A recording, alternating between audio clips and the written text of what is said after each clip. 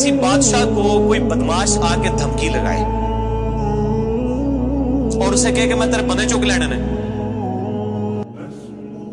تیرے بندے اٹھا لوں گا، تیرے بندے اغوا کر لوں گا سارے، تو دنیا کا بادشاہ کیا کہتا ہے؟ میں تکنا ایسی نہیں تیسی تیری جرت، یہی کہتا نا، کیونکہ وہ یہ خیال کرتا ہے کہ میری بادشاہی اسٹیک پہ لگ رہی ہے کہ میرے بندے اٹھائے گا، وہ یہ سمجھتا ہے۔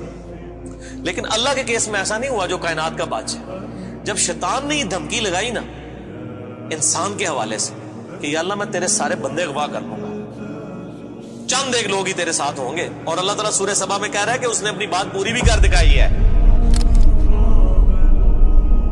تو اس کے مقابلے پہ اللہ نے یہ نہیں کہا کہ میں تکنا ہوا کس طرح تو کرنا ہے، ایسی دی تیسی تیری، نہیں، کیونکہ اللہ تو بے پرواہ ہے، اس نے اپنے نبی بھیجے ہیں، کتابیں بھیجی ہیں، اور کیا کرے وہ؟ اس سے بڑا کیا کام کرے؟ کتابیں بھیج دی، پیغمبر بھیج دیے، حق کا حق ہونا، باطل کا باطل ہونا بتا دیا۔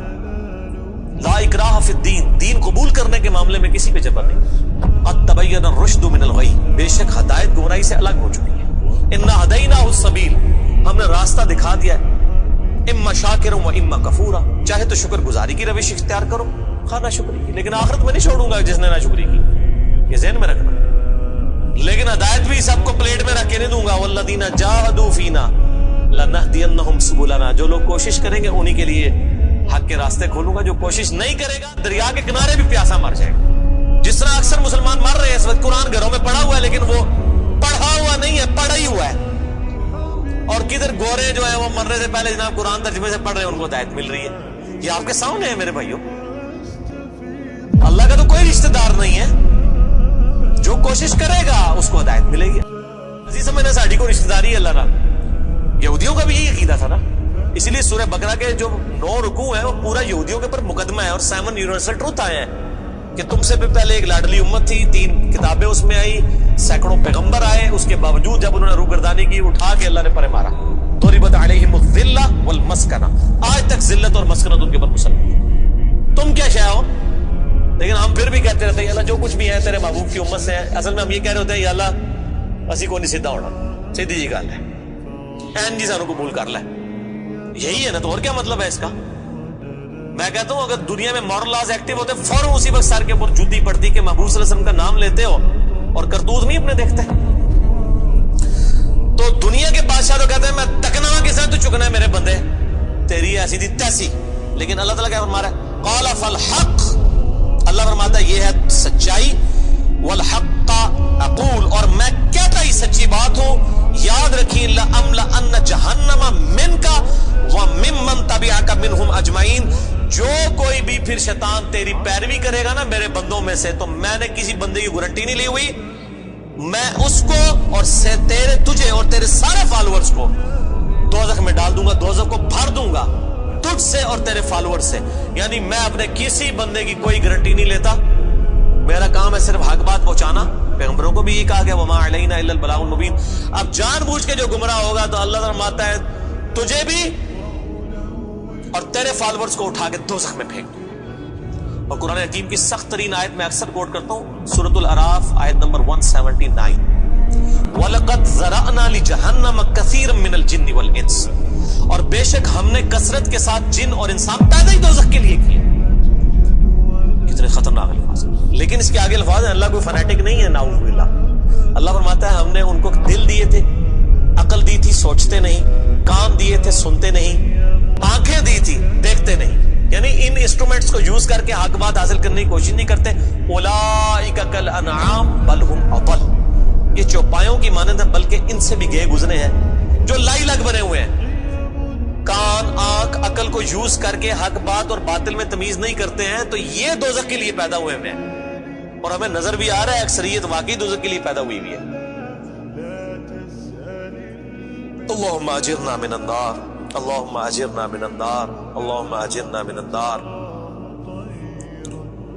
قل ما اسألکم علیہ من اجر، اے نبی علیہ السلام فرما دیجئے میں جو اتنی باتیں کھول کھول کے بیان کر رہا ہوں اس کے عوض تم سے کوئی معاوضہ طلب نہیں کرتا۔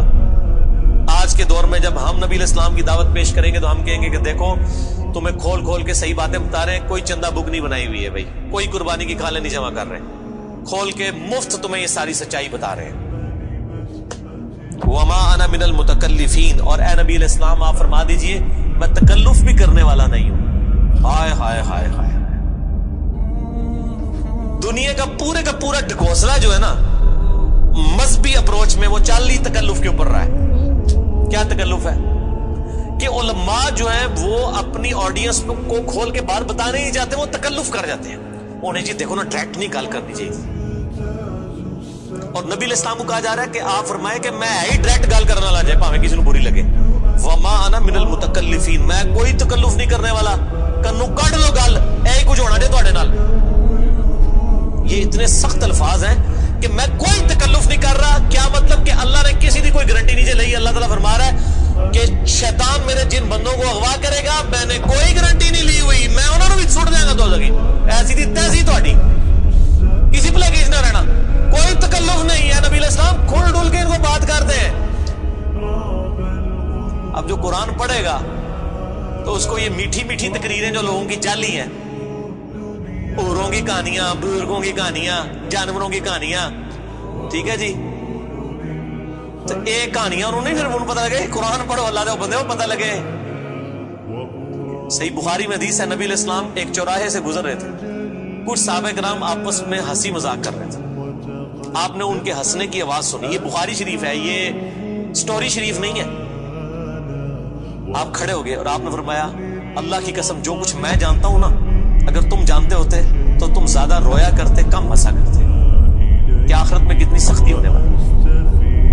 لیکن ٹی وی کے اوپر, سوشل میڈیا کے اوپر ایسے وائزین کے کلپ دیکھو نا جی, اے بھی تے ہے کتنا سونا بولتے ہیں ماشاءاللہ, لگتا ہے ہونی جنرل ہی پہنچنے لگا, پتہ لگ جائے گا اتنے بھی جنرل لبنی ہے دونوں. اور مولا علی علیہ السلام کا قول ہے کہ انسان سویا ہوا ہے, جیسے ہی مرے گا جاگ جائے گا. اوہ یہ کیا ہو گیا, یہ او ہو جانی ہے.